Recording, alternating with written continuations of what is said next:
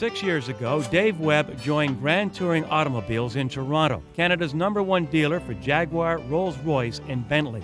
In doing so, Dave fulfilled a lifelong ambition. Certainly, to get experience, I worked on, whatever was available to work on, family cars. Parents drove Mercuries and so on, but Rolls has always had a special spot for me. I always sort of figured that Rolls is the top, and that's what I set my sights for. That's what I wanted to be able to take apart and put together, was a Rolls.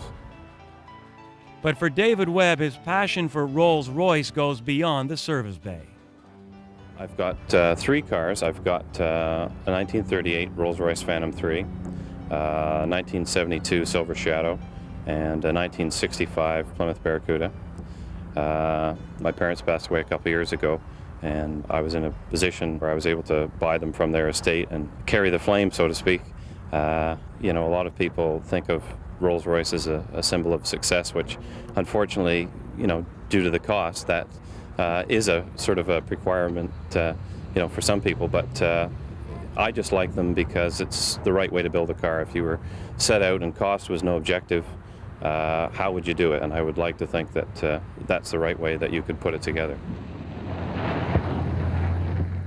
This picture here is, I was probably about 8 years old, shortly after we got the Phantom 3, and it was being torn apart to undergo its restoration.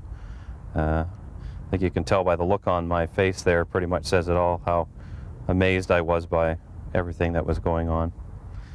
This is another photograph of the car with all the paint stripped off, being torn apart, no fenders.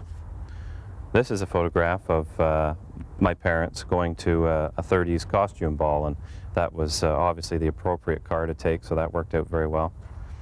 And this picture here is kind of interesting. My grandfather entered a contest in 100 words or less to say what was so great about the new Packard. I think it was 1935. And this is a picture of my father and my grandfather having won the car in this contest, being presented with the keys in their driveway. Unfortunately, they didn't have a lot of money, and my grandfather had to sell the car shortly thereafter, but that's kind of an interesting photograph.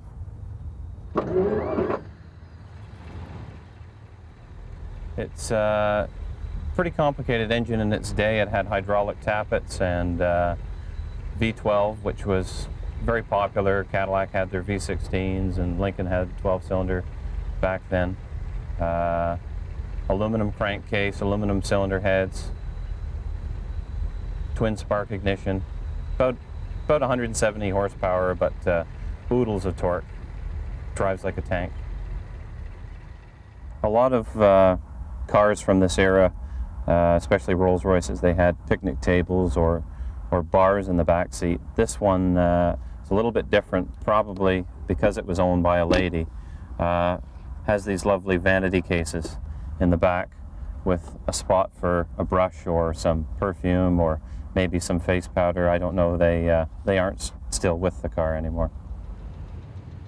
When I'm driving the car, I'm just sort of thinking what this car was like when it was brand new, and I'm always amazed how well this car performs even today. The brakes are great, and the power is really fantastic. It can keep up on highway speeds, no problem. And having driven a lot of cars from this era makes me appreciate even more how really, state-of-the-art this car was in its day. I think it'll outperform just about anything from this era.